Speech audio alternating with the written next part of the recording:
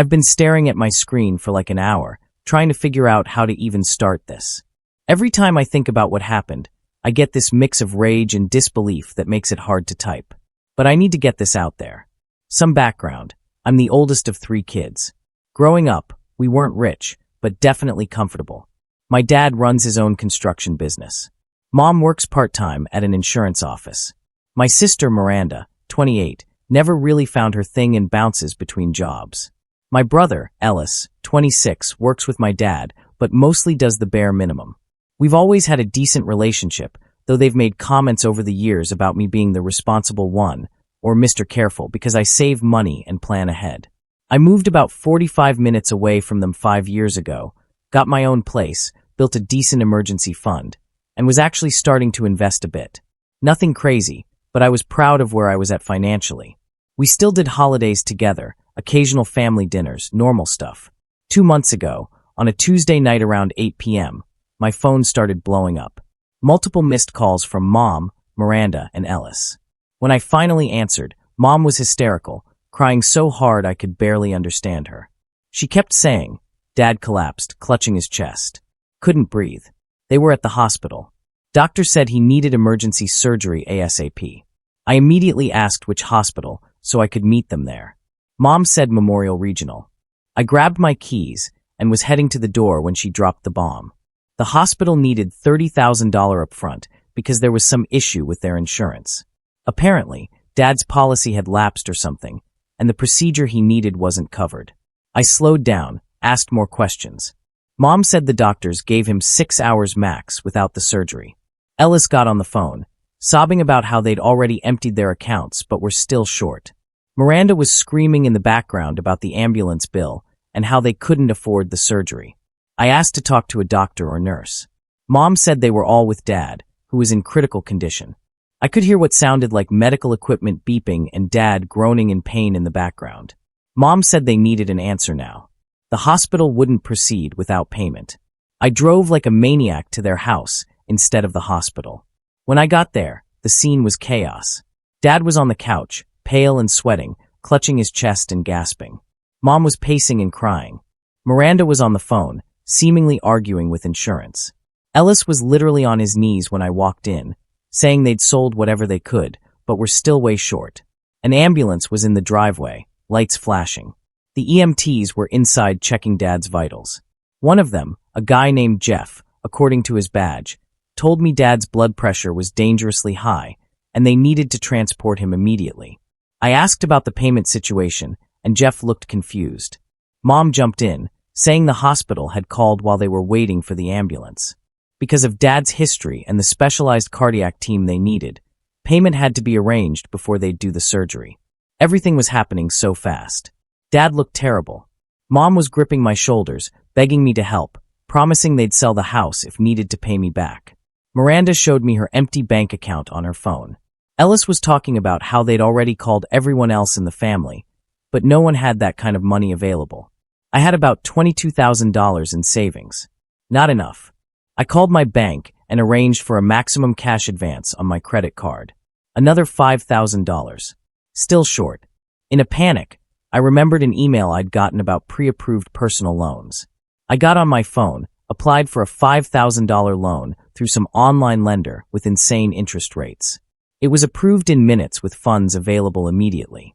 I transferred everything to my checking account and sent $30,000 to the account Mom gave me, which she said was the hospital's billing department. The EMTs took Dad, sirens blaring as they left. Mom, Miranda, and Ellis followed in Mom's car. I stayed behind because someone needed to lock up, and honestly, I was shaking too hard to drive safely after what just happened. Mom called an hour later, crying tears of relief. The surgery was underway. Dad was going to make it. They all thanked me profusely, calling me their hero, saying I'd saved Dad's life. Mom promised they'd figure out how to pay me back, even if it meant selling their house. The next few days were a blur. I was checking in constantly, but they were always brief. Dad was recovering, visitors were limited. They were exhausted from being at the hospital, etc. I offered to come visit, but was told the doctors were restricting visitors due to infection risk after the surgery. Madasinsa, igas. After about a week, the calls became less frequent. When I'd ask for updates, they were vague. Dad was improving, needed rest, follow-up appointments were going well. When I asked about insurance issues or bills, Mom would get emotional and say she couldn't deal with talking about money while focusing on Dad's recovery. I was stressed about my finances, but tried not to think about it. I drained everything I had. My credit card was maxed, and that loan had something like 29% interest, but it was for Dad's life, so whatever. Family comes first, right? 2 weeks after everything happened, I was scrolling through Instagram when I saw my cousin Hazel's story.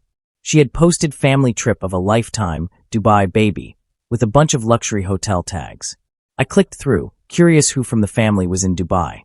The next slide hit me like a truck. There was my mom in designer sunglasses by a ridiculous infinity pool. Then my dad, supposedly recovering from life-saving heart surgery, jet skiing, and looking healthier than I've seen him in years. Then Miranda and Ellis, popping champagne on what looked like a yacht with the Dubai skyline behind them. Hazel's caption read, "When the universe rewards you, #blessed #family vacation." I couldn't process what I was seeing. I took screenshots of everything before the stories disappeared. I tried calling Mom immediately, straight to voicemail. Same with Dad, Miranda, and Ellis. I texted them all. No response. I even messaged Hazel asking what the hell was going on. She read it but didn't reply. After trying for hours, Mom finally answered a call around 3 a.m. their time. Dubai is 8 hours ahead. I could hear music and laughter in the background. I asked what the hell was happening and where Dad's surgery money went. She laughed, not nervously, not apologetically. She laughed like I'd told a joke. She asked what I wanted, mentioned they were at some $5,000 a night resort, and I was interrupting their dinner. When I brought up Dad's heart attack and the emergency surgery, she actually cackled, said I'd always been gullible, but they never expected I'd fall for it so completely. Dad was completely healthy. There was no heart attack, no surgery. The EMTs were Ellis's friends from his brief stint volunteering at the fire department, who agreed to help for a cut of the money. The hospital account was just their friend's business account. I was in shock. Mom kept going, saying they'd been planning a big family trip for years, but could never afford it. Said I was always so smug about my savings while they lived paycheck to paycheck, that I deserved to share the wealth since I was doing so well while they struggled. I could hear Dad in the background laughing, telling Mom to thank me for the Ferrari he'd rented for the day. Miranda grabbed the phone to say something about how the shopping in Dubai was amazing and how I should see the designer stuff she'd bought. When I started yelling, Mom just said, "Grow up, Curtis. It's just money. You'll make more. We needed this more than you needed your little savings account." Then she hung up and blocked my number. I sat in my apartment in complete shock for about an hour. Then I started throwing things.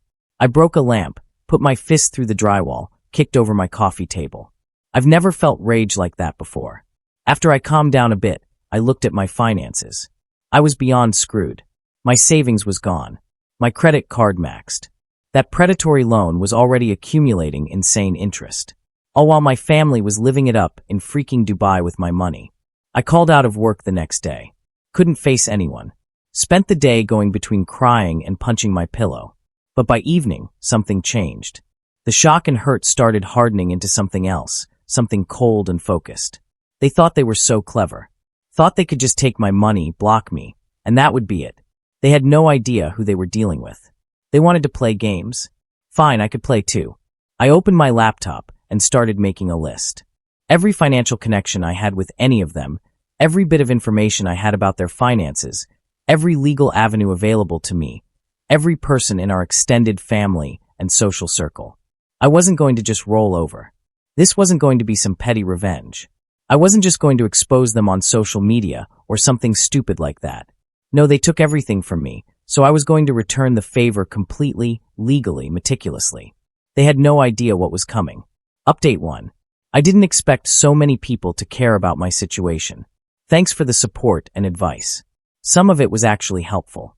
So after finding out my family had scammed me out of literally everything I had, I spent the first couple days in a weird fog. Like, I'd go to work and just stare at my screen for hours, not really doing anything. Then I'd come home and either sleep or just scroll through their social media obsessively, watching them live it up in Dubai with my money. Not healthy, I know. By the end of that first week, though, something shifted. I remembered this quote I saw once about how revenge is a dish best served cold, and realized I needed to be smart about this. No drunk texts, no social media rants, nothing that would tip them off. If I was going to get back at them, it needed to be calculated. First thing I did was figure out exactly how screwed I was financially. The numbers were brutal. $22,000 in savings gone. $5,000 maxed credit card, 28.99% APR. $5,000 predatory loan, 29.8% interest. Credit score dropped from 782 to 651 due to maxed card. Rent due in 2 weeks with barely enough to cover it. I took a day off work and went to see a financial advisor at my bank. Guy named Darren seemed decent enough. I told him a sanitized version of what happened, that I'd been scammed by someone I trusted and needed to figure out my options. He looked over everything and basically told me I was screwed for the short term, but gave me some strategies to minimize the damage. What was really interesting, though, was what happened when he pulled up my complete financial history. Turns out there were some old accounts I'd completely forgotten about, including a joint savings account with my dad that was opened when I was 18. It had been dormant for years, but never closed. Dad had been the one to suggest opening it back when I got my first real job, saying it would help me build credit. That got me digging deeper. I went home and literally turned my place upside down, looking for any old financial paperwork. Found a box of stuff from when I moved out of my parents' place 5 years ago. Inside was a folder with copies of old tax forms, bank statements, and other financial docs. And that's when I found it. A document from 12 years ago that I barely remembered signing.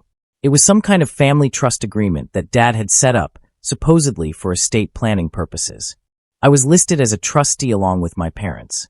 I had signed it right after turning 18, not really understanding what it meant. Dad had just said it was standard family paperwork, and I trusted him. I started Googling everything I could about family trusts, and realized this might actually be important. I took pictures of all the documents, and made an appointment with a lawyer who specialized in estate planning and family finance. While waiting for that appointment, I started going through years of family text messages and emails, looking for patterns. What I found was actually disturbing. Dozens of smaller instances where they'd manipulated me financially. Dad borrowing money for business expenses that were never repaid. Mom getting me to co-sign for Miranda's car just until her credit improves, even though her name was never added to the title. Ellis asking for emergency rent money multiple times a year. It was like I was seeing our entire family dynamic clearly for the first time. I wasn't just the responsible one. I was their ATM. And this Dubai scam wasn't a one-off desperate move. It was just the biggest con in a lifetime of smaller ones. The meeting with the lawyer, a woman named Barbara, was eye-opening. After reviewing the trust document, she confirmed what I'd started to suspect. As a trustee, I had certain legal rights regarding family assets that were part of the trust. And guess what was listed in the trust? Their house. The same house they promised to sell to pay me back for the surgery. Barbara explained that while I couldn't just take their house, I did have legal leverage. The trust had specific clauses about financial responsibility and family obligations. By scamming me, they'd potentially violated those terms. She agreed to help me build a case, but warned it would take time and documentation. That's when I decided to play the long game. They were expecting me to explode, to make a scene, to blow up the family with angry accusations. That's what I'd always done in the past when we had conflicts. Get mad, then eventually forgive them because family is family. Not this time. This time, I'd let them think they'd won. I started by unblocking them on everything and pretending I'd accepted what happened. About 3 weeks after they got back from Dubai, Mom texted me acting like nothing had happened, just a casual, "Hey, how's it going?" Like she hadn't stolen my life savings. I waited a full day, then responded with, "Just doing okay, busy with work." She immediately launched into this whole thing about how they'd had such an amazing time in Dubai and how they were thinking of planning another trip next year, maybe to the Maldives. I just replied with, "Sounds nice," and left it at that. I could tell she was confused by my calmness. She was expecting either rage or begging for my money back. When she got neither, she started testing the waters, asking if I wanted to come over for Sunday dinner like we used to do monthly. I agreed. And that Sunday dinner was one of the hardest things I've ever done. Walking into their house, seeing all the new stuff they'd bought with my money, Dad's new golf clubs, Mom's designer purse on the counter, Miranda's expensive jewelry, Ellis's new gaming setup. They were all kind of tense at first, clearly waiting for me to bring up Dubai. But I didn't. I just made small talk, asked about their trip like I was genuinely interested, and acted completely normal. By dessert, they were all relaxed and laughing, telling stories about the yacht party and the luxury hotels. Dad even had the balls to complain about some minor issue with the Ferrari he'd rented with my money. What they didn't know was that I was recording everything on my phone in my pocket. Barbara had advised me to start documenting all interactions, especially if they mentioned the money or the trip. In some states, this would be illegal without their knowledge. But where we live, it's completely legal to record conversations you're part of. After dinner, Dad pulled me aside and did this weird half-assed apology thing. Not for taking my money. Oh no. But for how it went down. He said they should have included me in the plan instead of tricking me. Like that would have been better somehow. He actually suggested that next time they do a family trip, I could come too if I saved up enough. I just nodded and said, "We all make mistakes." He looked so relieved, patted me on the back, and told me I was a good son. I've never wanted to punch someone more in my life, but I just smiled and said I needed to get home. Over the next few months, I kept up this act. Regular family dinners, occasional texts, all while I was working with Barbara to build our case and develop a strategy. I was also meeting with Darren at the bank to slowly rebuild my finances, taking extra shifts at work, cutting every possible expense. The trust document turned out to be our golden ticket. Dad had set it up years ago during a time when his business was struggling, apparently as a way to protect family assets if he had to declare bankruptcy.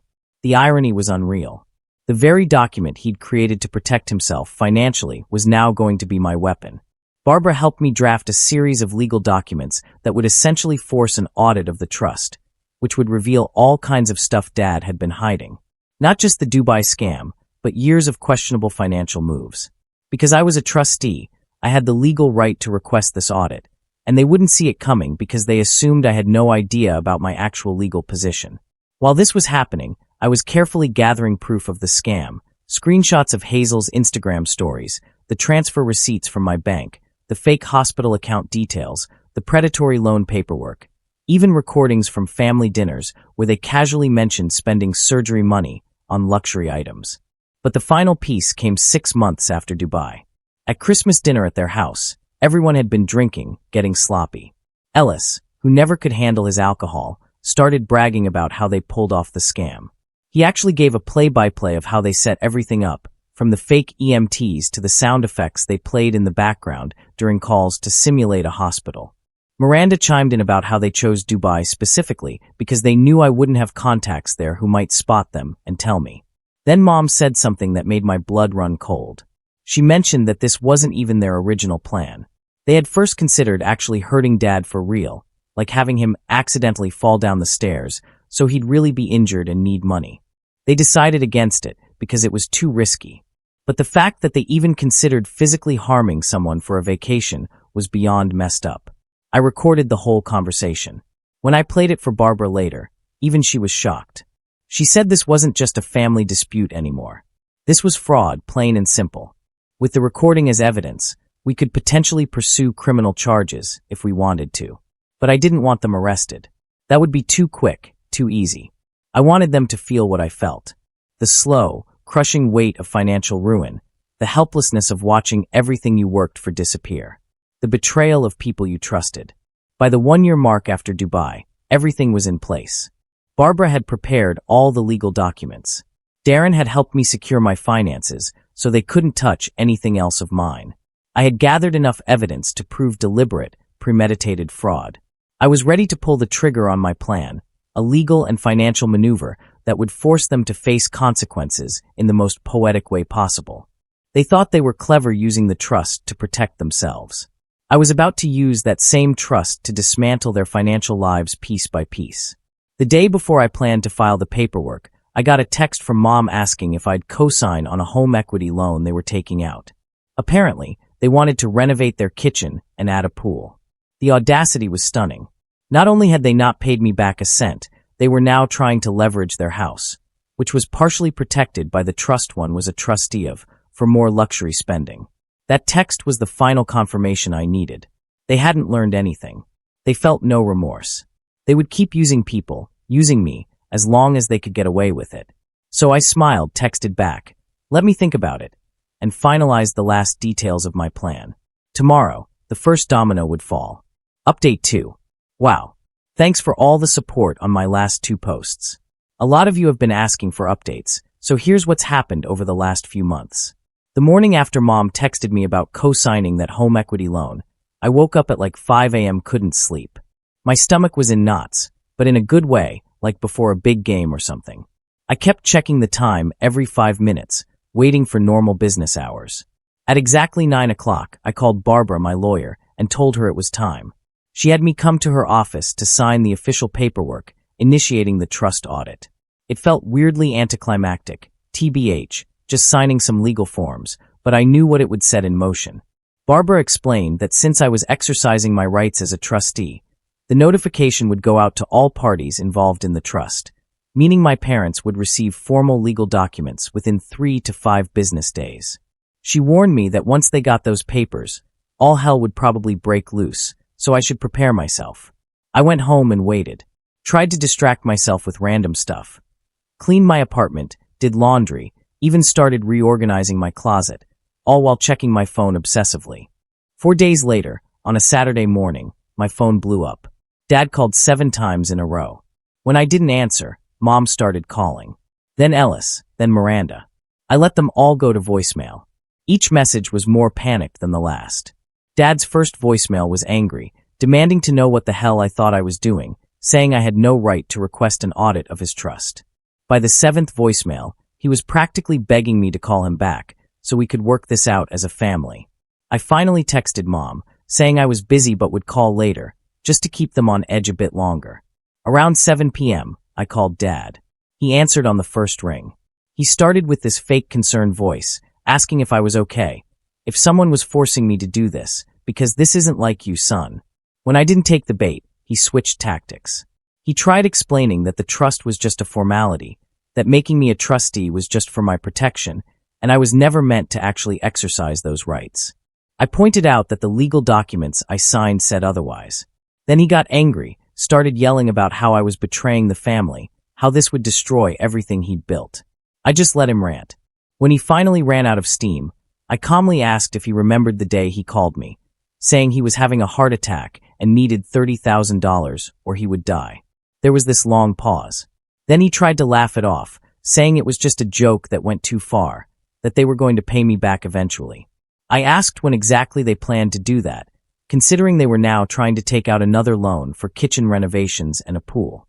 He didn't have an answer for that, just started making vague promises about how family should stick together and how this aggressive approach wasn't necessary. I told him the audit was happening, period. He could either cooperate or make things worse for himself. Then I hung up. The next morning, Mom showed up at my apartment unannounced. I almost didn't recognize her at first. She looked like hell, no makeup, hair a mess, wearing old sweats instead of her usual put-together look. She was crying before I even opened the door fully. She tried to hug me, but I stepped back. That made her cry harder.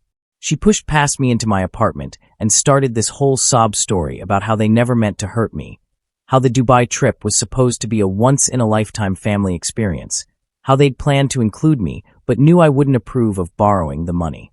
I just stared at her and asked if she remembered laughing at me from their $5,000 a night resort. She actually tried to claim she didn't remember that call, that she'd been drinking and didn't mean what she said. I pulled out my phone and played the recording of that Christmas dinner where they all bragged about scamming me. Her face went white. She asked if I'd been recording all our conversations.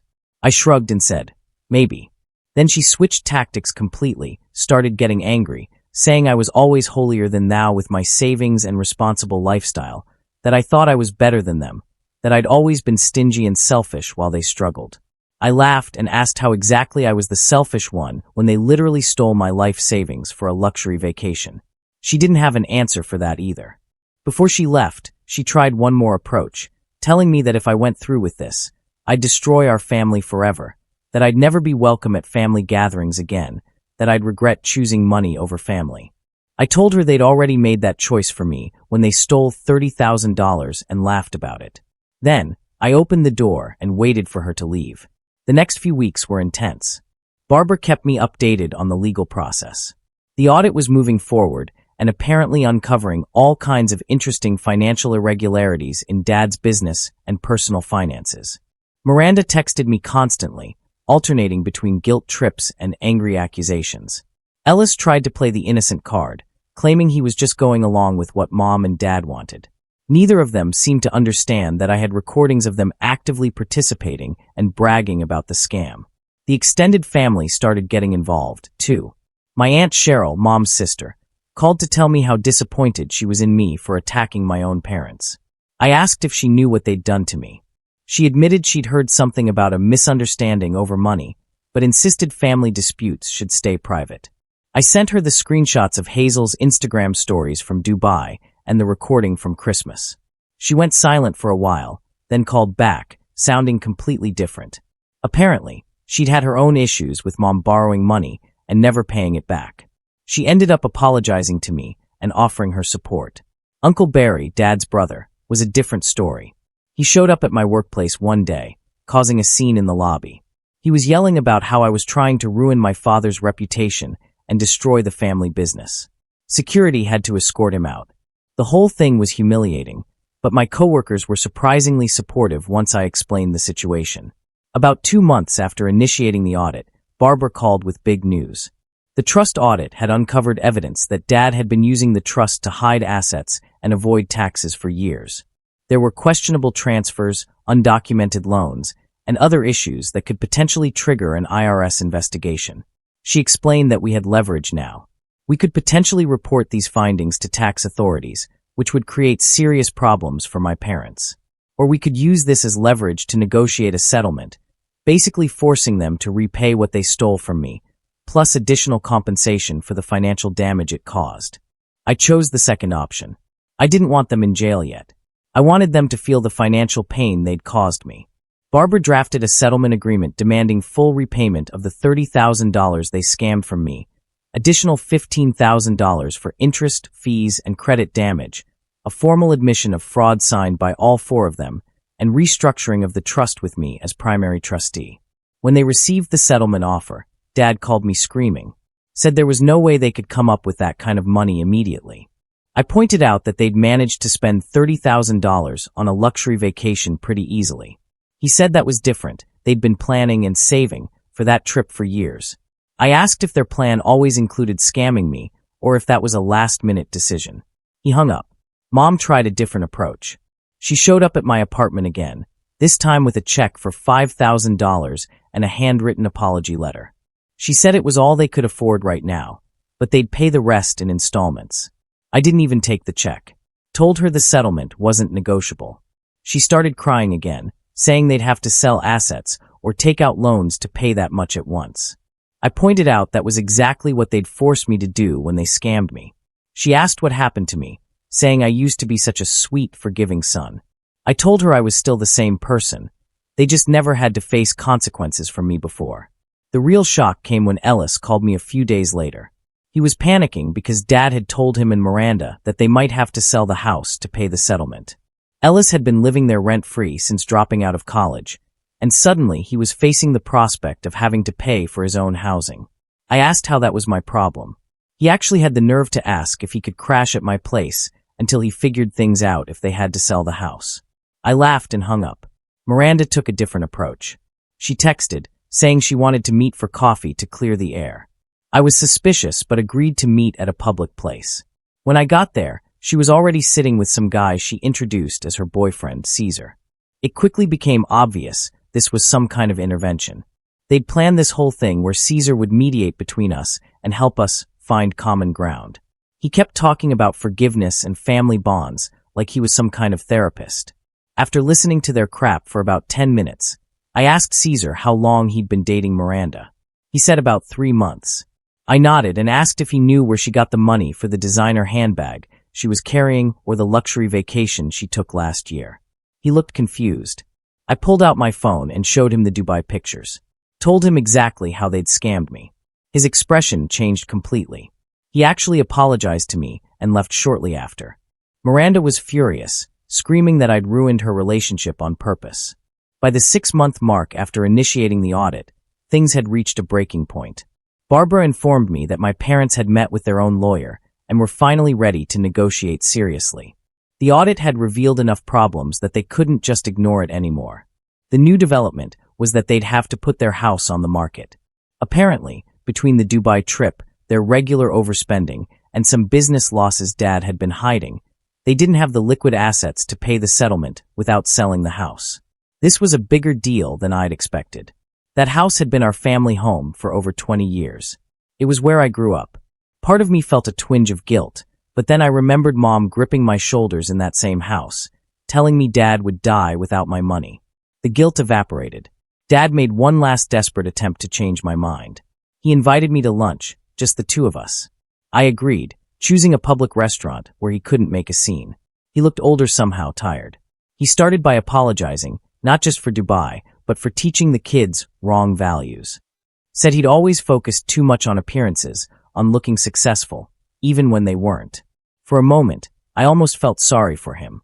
Then he ruined it by suggesting a new arrangement. What if, instead of paying me back, they gave me partial ownership of the house? That way, they wouldn't have to sell, and eventually I'd inherit it anyway. I asked if he remembered telling Mom to thank me for the Ferrari rental while they were in Dubai. His face flushed. I told him the house offer wasn't acceptable. I wanted what the settlement outlined, nothing less. As I was leaving, he grabbed my arm and asked what it would take for me to be his son again. I pulled away and told him I'd always be his son. I just wouldn't be his ATM anymore. That night, I got a text from Miranda that just said, "Hope you're happy, they're listing the house tomorrow." I didn't respond, but I did check real estate listings the next day. Sure enough, there it was. My childhood home with a for sale sign in the front yard.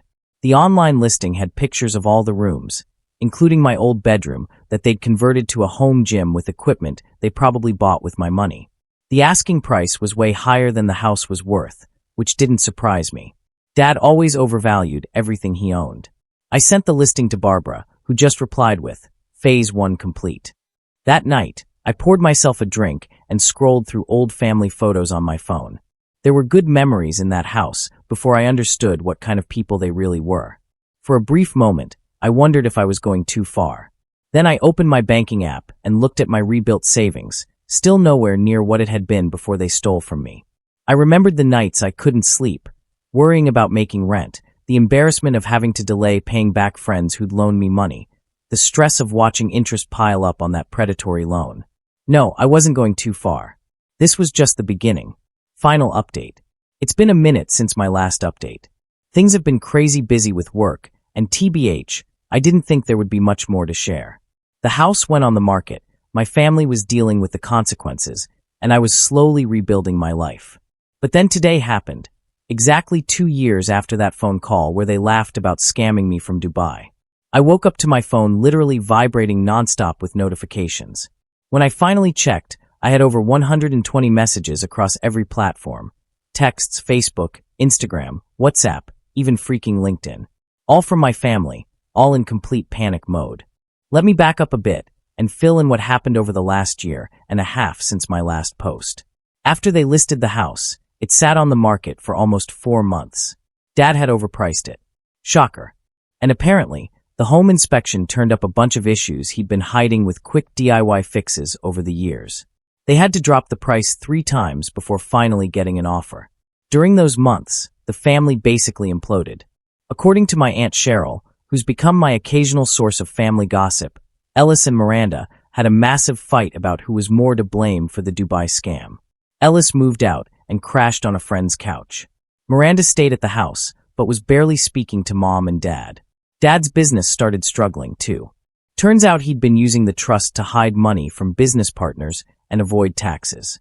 When the audit exposed all that, some of his longtime clients and contractors dropped him. Karma's a bitch. Meanwhile, I was sticking to the plan Barbara and I had worked out. Phase 1 was getting the house sold to recover my money. Phase 2 was making sure they couldn't hide any other assets or income. And Phase 3, well, that was the long game. When the house finally sold, they had to use most of the proceeds to pay my settlement and some outstanding tax issues the audit uncovered. They ended up with barely enough to put a down payment on a small condo on the other side of town. A major downgrade from our family home. Once they paid the settlement, I expected to feel this huge sense of victory or closure. But honestly, I just felt nothing. The money was back in my account, plus the extra for damages. But it didn't undo the stress and anxiety of those months when I was broke and desperate. Mom tried reaching out a few times after they moved. Sent these weird texts like we were just having normal family drama and not dealing with the aftermath of them committing actual fraud against me. I kept my responses minimal, usually just got it or noted. It drove her crazy that I wouldn't engage emotionally. Dad took a different approach and just pretended nothing had happened. He'd text me about sports or some random thing he saw on TV like we were still having normal father-son chats. I either didn't respond or just sent back K, which seemed to piss him off more than if I'd argued. Ellis reached out around Christmas, asking if we could start fresh.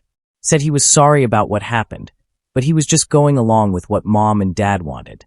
I reminded him that I had recordings of him bragging about the scam and planning it. He didn't text again after that. Miranda was the only one who seemed to actually get it. She sent me a long email about 6 months after they sold the house, actually taking responsibility for her part.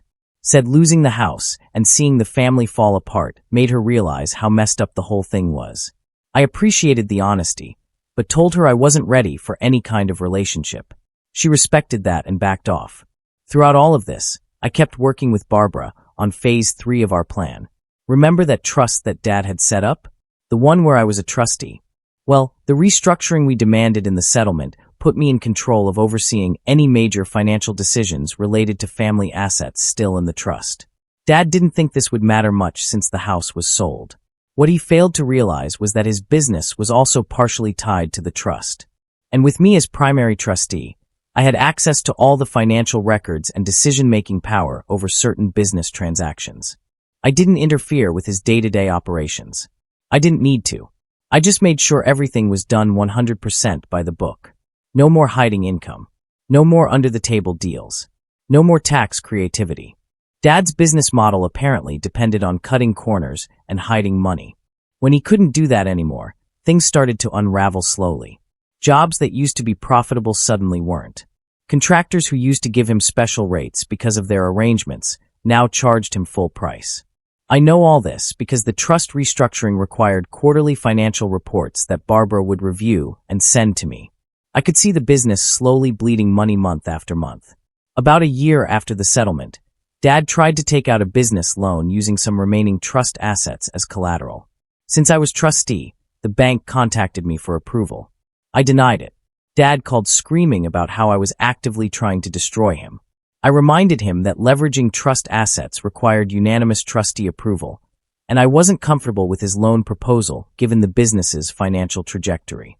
He called me every name in the book, then hung up and blocked me. Fine by me. Fast forward to last month. Barbara called to tell me that Dad's business was facing bankruptcy. He'd been desperately trying to keep it afloat, even selling his new condo and moving into a rental apartment. But without the ability to hide money or take out loans against trust assets, it was just a matter of time. She asked if I wanted to try to salvage anything from the business. I said no. Let it burn. Which brings us to today, 2 years to the day after that call from Dubai where they laughed at me. My phone started blowing up around 6 a.m. First text was from Mom. Curtis, please call us immediately. It's an emergency. Then Ellis. Dude, you need to answer your phone. This is serious.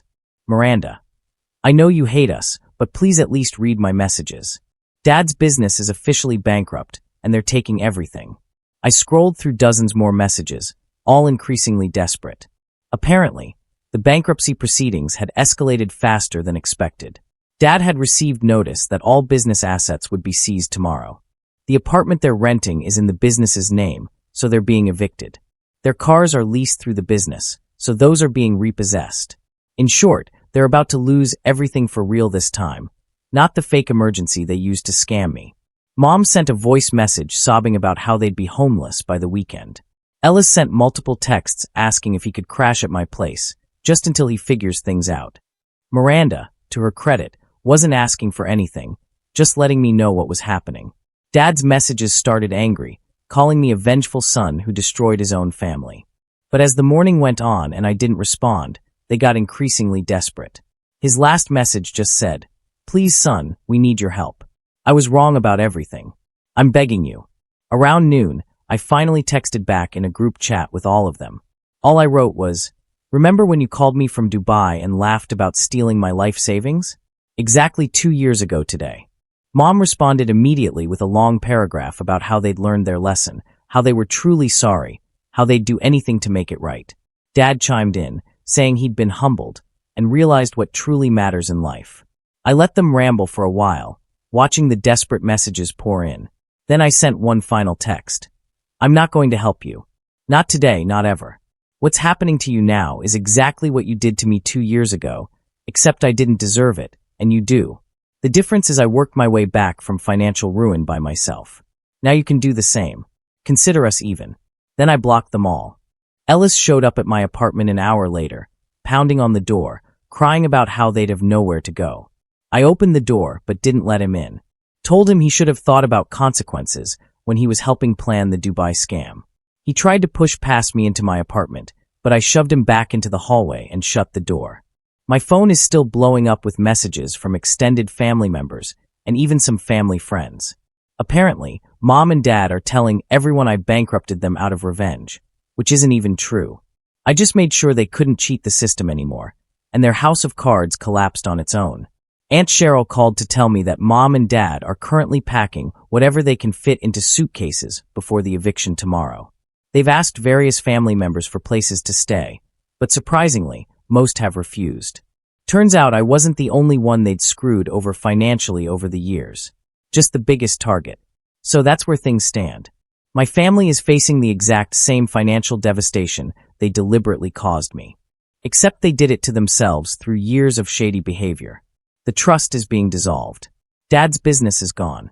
They have no home, no savings, and no more financial tricks to play. Do I feel bad? Honestly, sometimes I think I should. But then I remember how they laughed while telling me they'd tricked me into thinking my father was dying. How they mocked me for caring enough to empty my savings to save my dad's life. How they called me pathetic and gullible for believing them. So no, I don't feel bad. I feel like the universe has finally balanced things out. I've rebuilt my savings over these 2 years. My credit score is almost back to where it was.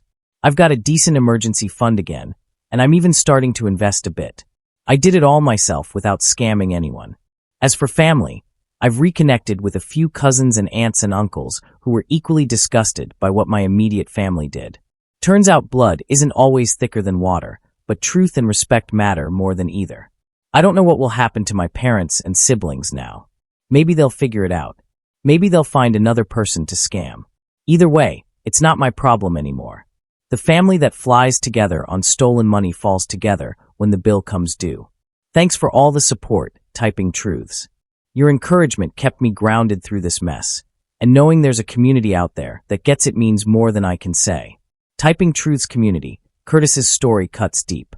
The betrayal of family, the people who should have your back no matter what, pulling a scam this cruel. It's hard to even fathom. But Curtis's strength in turning that pain into a calculated, legal fight for justice is inspiring. It's a reminder that sometimes standing up for yourself means walking away from those who hurt you most, no matter how close they are. Thank you for being here, for listening, and for supporting these raw, real stories. If you've ever been betrayed by someone you trusted, know that you're not alone, and your resilience matters.